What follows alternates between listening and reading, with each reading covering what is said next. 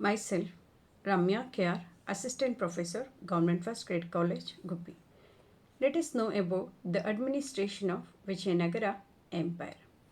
ಕ್ರಿಸ್ತಶಕ 1336ರಿಂದ ಕ್ರಿಸ್ತಶಕ 1565ರವರೆಗೂ ಸರಿಸುಮಾರು 229 ವರ್ಷಗಳ ಕಾಲ ಹಿಂದೂ ಧರ್ಮ ಮತ್ತು ಸಂಸ್ಕೃತಿಯ ರಕ್ಷಕರಾಗಿ ಆಳ್ವಿಕೆ ಮಾಡಿದವರು ವಿಜಯನಗರ ಸಾಮ್ರಾಜ್ಯದವರು. ಯಾವುದೇ ಸಾಮ್ರಾಜ್ಯದ ವಿಸ್ತರಣೆ ಹಾಗೂ ಭದ್ರತೆ ಆಯಾ ಸಾಮ್ರಾಜ್ಯದ ಆಡಳಿತವನ್ನು ಅವಲಂಬಿಸಿರುತ್ತದೆ. ಹಾಗೆಯೇ ವಿಜಯನಗರ ಸಾಮ್ರಾಜ್ಯದ ಸುಭಿಕ್ಷತೆಯೂ ಕೂಡ ಕೇವಲ ಆ ಸಾಮ್ರಾಜ್ಯದ ಆರ್ಥಿಕ ಮತ್ತು ಸೈನಿಕ ನೀತಿಯನ್ನಷ್ಟೇ ಅಲ್ಲದೆ ದಕ್ಷ ಆಡಳಿತ ನೀತಿಯನ್ನು ಕೂಡ ಅವಲಂಬಿಸಿತ್ತು. Vijayanagara Empire, which lasted for more than 200 years in the Deccan, had a well-organized administrative system. They adopted the administrative traditions of the Vaisalas, Sevanas, Kakatiyas, and the Pandyas. They made some suitable changes as per to the needs of the people and the times. The strength and stability of empire was dependent to a large extent on the sound system of administration. The Vijayanagara polity was characterized by a strong center with a scheme of decentralization of power. ಸುವ್ಯವಸ್ಥಿತ ಆಡಳಿತ ವ್ಯವಸ್ಥೆಯನ್ನು ಜಾರಿಗೆ ತಂದಿದ್ದ ವಿಜಯನಗರ ಸಾಮ್ರಾಜ್ಯದವರ ಆಡಳಿತ ವ್ಯವಸ್ಥೆಯನ್ನೊಮ್ಮೆ ಅವಲೋಕಿಸೋಣ. ಮೊದಲಿಗೆ ಅವರ ಕೇಂದ್ರಾಡಳಿತ ವ್ಯವಸ್ಥೆ ಹೇಗಿತ್ತು ಅನ್ನೋದನ್ನು ನೋಡೋಣ.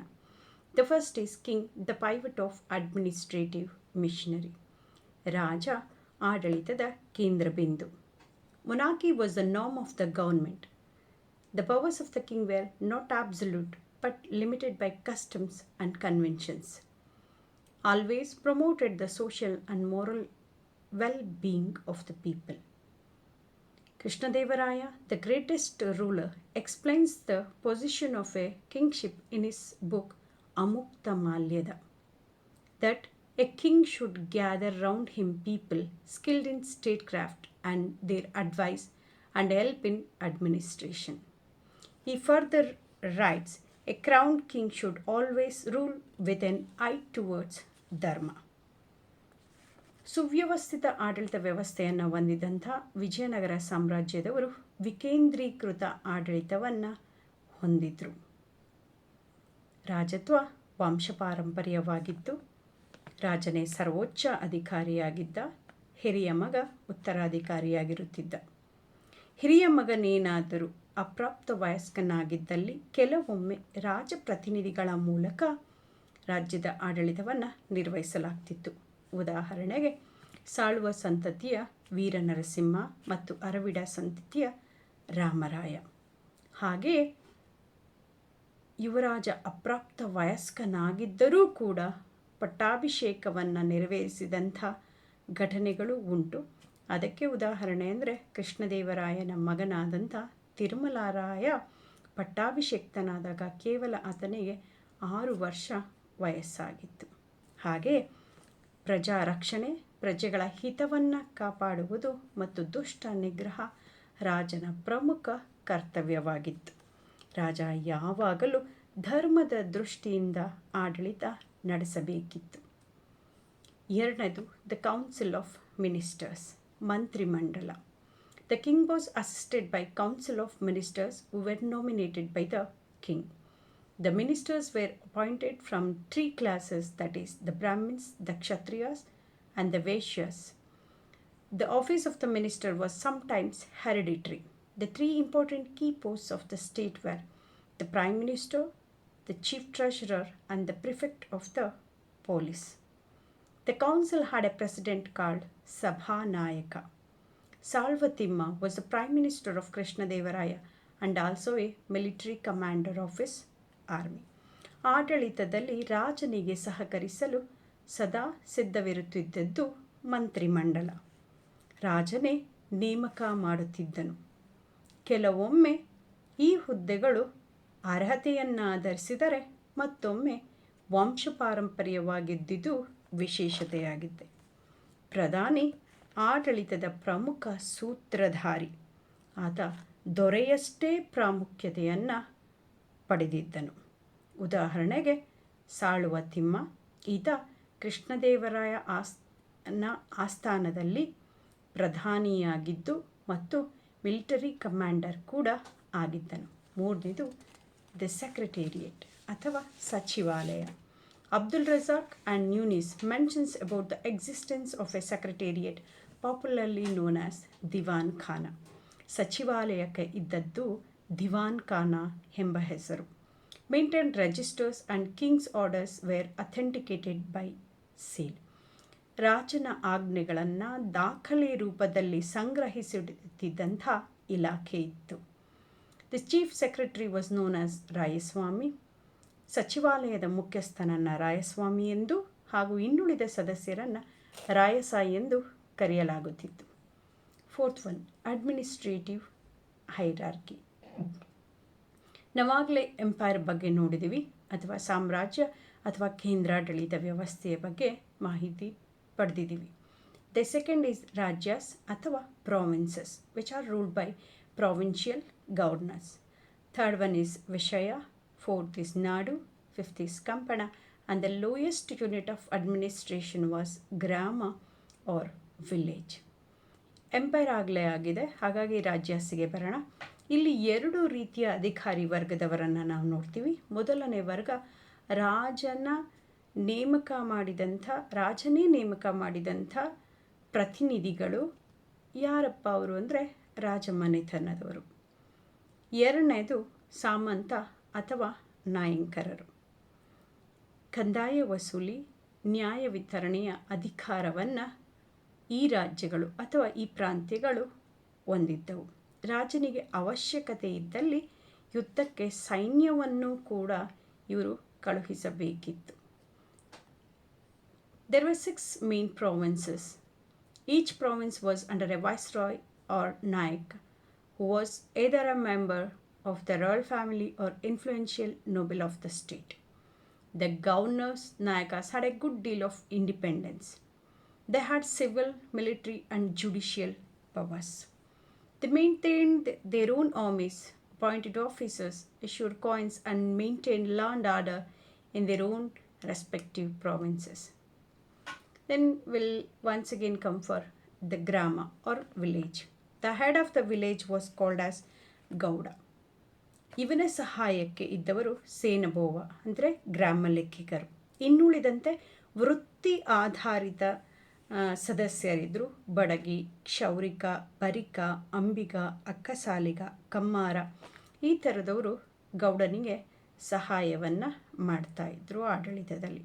ಹಾಗೆ ನ್ಯಾಯ ತೀರ್ಮಾನ, ಕಂದಾಯ ವಸೂಲಿ, ಕಂದಾಯವನ್ನು ನಿಗದಿಪಡಿಸೋದು, ದಾನದತ್ತಿ ಇವೆಲ್ಲವನ್ನು ಕೂಡ ಗೌಡ ಮತ್ತು ಪಂಚಾಯತಿ ನೋಡ್ಕೊಳ್ತಾ ಇತ್ತು.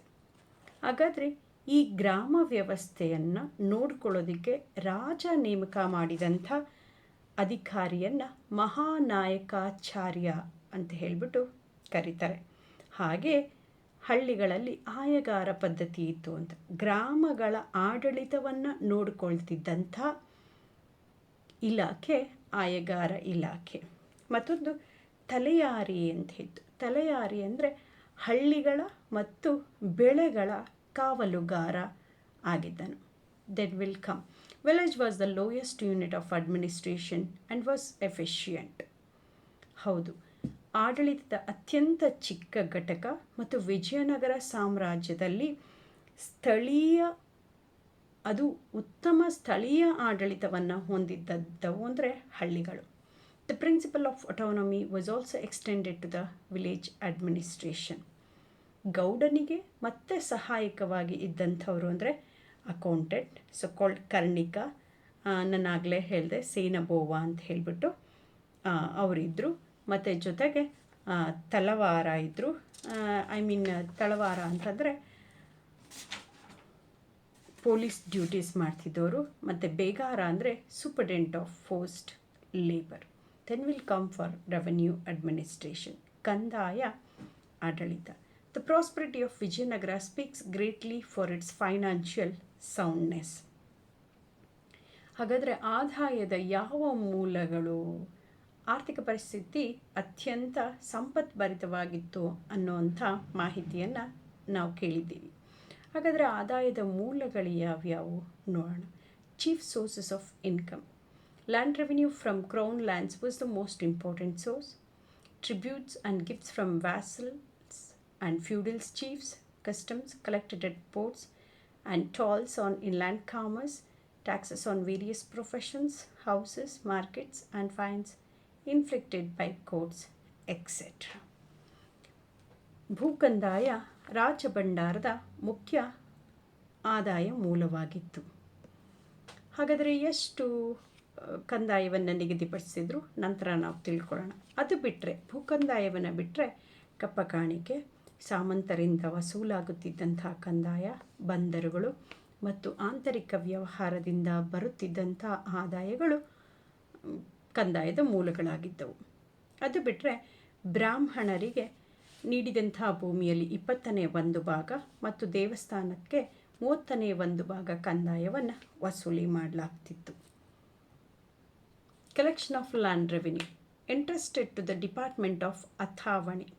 ಕಂದಾಯವನ್ನು ವಸೂಲಿ ಮಾಡ್ತಿದ್ದಂಥ ಇಲಾಖೆಯನ್ನು ಅಥಾವಣೆ ಅಂತ ಕರೆಯಲಾಗ್ತಿತ್ತು.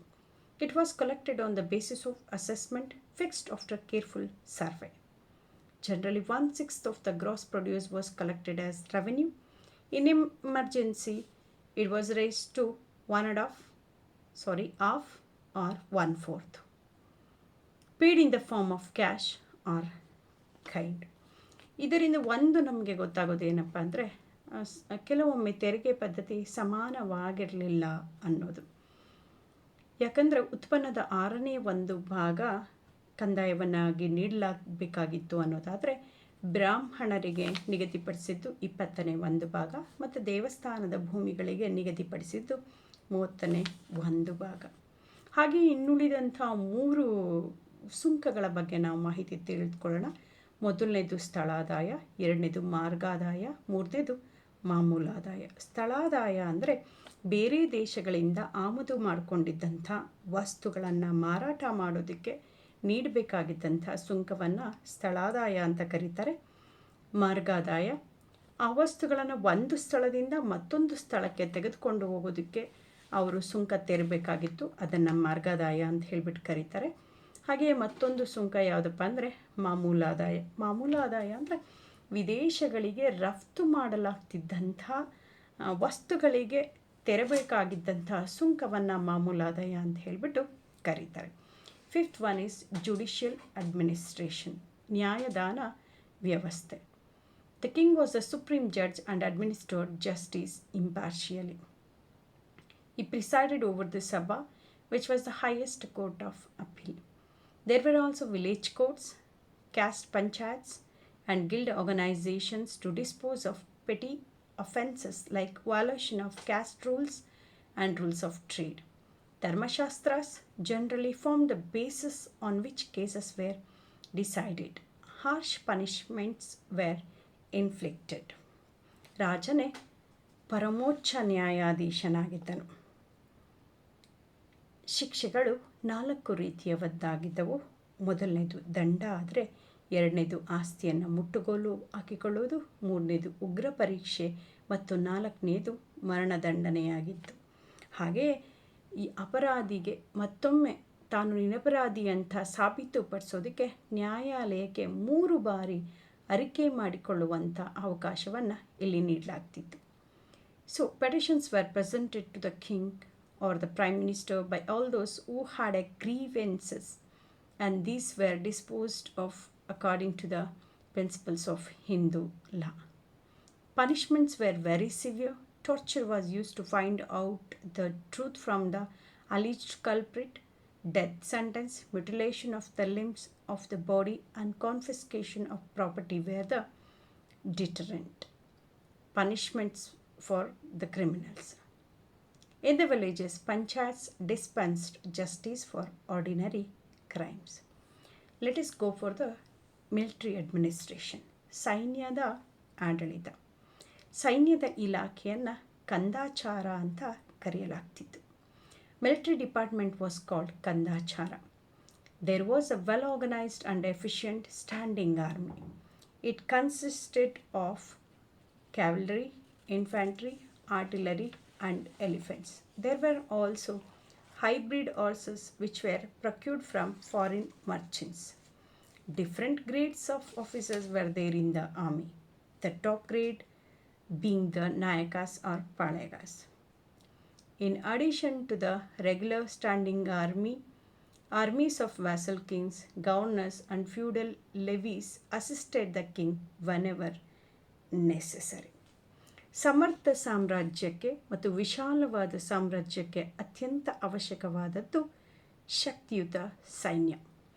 ಹಿಂದೂ ಧರ್ಮದ ಮತ್ತು ಸಂಸ್ಕೃತಿಯ ಸಂರಕ್ಷಣೆ ಬಹಮನಿ ಮತ್ತು ಶಾಹಿ ಸುಲ್ತಾನರ ನಡುವೆ ಸುಲ್ತಾನರೊಂದಿಗೆ ನಡೆದಂಥ ಸಂಘರ್ಷ ಎಲ್ಲದಕ್ಕೂ ಕೂಡ ವಿಜಯನಗರ ಸಾಮ್ರಾಜ್ಯದವರಿಗೆ ಸುಸಜ್ಜಿತ ಮತ್ತು ಬೃಹತ್ ಸೈನ್ಯದ ಅವಶ್ಯಕತೆ ಇತ್ತು. ಹಾಗಾಗಿ ರಾಜ 3 ರೀತಿಯ ಸೈನ್ಯವನ್ನು ಹೊಂದಿದ್ದನು. ಮೊದಲನೇದು ಖಾಯಂ ಸೈನ್ಯ, ರಾಜ ಮತ್ತು ರಾಜ ನೇಮಕ ಮಾಡಿದಂಥ ಸದಾ ಸಿದ್ಧವಿರುವ ಶಸ್ತ್ರಸಜ್ಜಿತ ಪ್ರತಿನಿಧಿಗಳ ಸೈನ್ಯ. 2ನೇದು ಸಾಮಂತ ಸೈನ್ಯ. 3ನೇದು ರಾಜನ ರಕ್ಷಣಾ ಪಡೆ. ರಾಜನ ರಕ್ಷಣಾ ಪಡೆಯನ್ನು ಸುಸಭ್ಯ ಸೇನಾ ತಂಡ ಅಂತ ಕೂಡ ಕರೆಯಲಾಗ್ತಿತ್ತು. ಪದಾತಿದಳ, ಅಶ್ವಸೈನ್ಯ ಮತ್ತು ಗಜ ಸೈನ್ಯ ಪ್ರಮುಖವಾದಂಥ ಸೈನ್ಯದ ದಳಗಳಾಗಿದ್ದವು. ಅದರ ಜೊತೆಗೆ ಸೇನಾಧಿಪತಿ, ಸರ್ವಸೈನ್ಯಾಧಿಕಾರಿ, ಮಹಾಪ್ರಚಂಡ, ದಂಡನಾಯಕ, ದಳವಾಯಿ, ದಳ ಪ್ರಮುಖ ಈ ಥರದ ಹಲವಾರು ಸೈನಿಕ ಅಧಿಕಾರಿಗಳು ರಾಜನೊಂದಿಗೆ ಯುದ್ಧದ ಮುಂದಾಳತ್ವವನ್ನು ವಹಿಸ್ಕೊಳ್ತಾ ಇದ್ರು. ಕುದುರೆಗಳು ರಾಜನ ಸುಡುಮುದ್ರೆಗಳನ್ನು ಹೊಂದಿದ್ದವು. ನಾಯಂಕರ system. Under this system, the ruler assigned a land tract to officials in lieu of pay, that is, for maintaining themselves and that of their army from the land tract itself. These officials or landlords provided military service to the Vijayanagara rulers. ನಾಯಂಕರ ಪದ್ಧತಿ ಅನ್ನೋದು ವಿಜಯನಗರ ಸಾಮ್ರಾಜ್ಯದ ಅತ್ಯಂತ ವಿಶಿಷ್ಟ ಸೈನಿಕ ಸಾಮಂತ ಪದ್ಧತಿಯಾಗಿತ್ತು. ಆಶ್ರಯ ಮತ್ತು ಆಶ್ರಿತ ಸಂಬಂಧವನ್ನು ಹೊಂದಿದ್ದಂಥದ್ದು ನಾಯಂಕರ ಪದ್ಧತಿ. ರಾಜನಿಂದ ಭೂಮಿಯನ್ನು ಪಡೆದವ ನಾಯಂಕರ. ಪ್ರಾಂತ್ಯದ ಆಡಳಿತವನ್ನು ನೋಡಿಕೊಳ್ಳುತ್ತಿದ್ದಂಥ ಅಧಿಕಾರಿಯಾಗಿದ್ದನು. ಈತನ ಮುಖ್ಯ ಕರ್ತವ್ಯ ಜನ ಮತ್ತು ದ್ರವ್ಯವನ್ನು ರಾಜನಿಗೆ ಒದಗಿಸುವುದು. ಯುದ್ಧದ ಸಮಯದಲ್ಲಿ ಸೈನ್ಯವನ್ನು ಹಾಗೂ ಇನ್ನುಳಿದ ಸಮಯದಲ್ಲಿ ಆತನಿಗೆ ಕಂದಾಯ ವಸೂಲಿ ಅಥವಾ ವಾರ್ಷಿಕ ಕಪ್ಪ ಕಾಣಿಕೆ ಅಥವಾ ಕೊಡುಗೆಗಳನ್ನು ಆತ ರಾಜನಿಗೆ ಸಲ್ಲಿಸಬೇಕಿತ್ತು. ಪ್ರತಿ ನಾಯಕನ ಸೈನ್ಯದ ಸಂಖ್ಯೆ ಮತ್ತು ವೇತನವನ್ನು ನಿರ್ಧರಿಸುತ್ತಿದ್ದುದು ರಾಜ. ಒಟ್ಟಾರೆಯಾಗಿ ಆಡಳಿತದಲ್ಲಿ ಹಲವಾರು ಬದಲಾವಣೆ ಕಂಡರೂ ಪ್ರಾರಂಭದಿಂದ ಅಂತ್ಯದವರೆಗೂ ವೈಶಿಷ್ಟ್ಯತೆಗೆ ಹೆಸರಾಗಿದ್ದದ್ದು ವಿಜಯನಗರದ ಆಡಳಿತ ವ್ಯವಸ್ಥೆ. Thank you.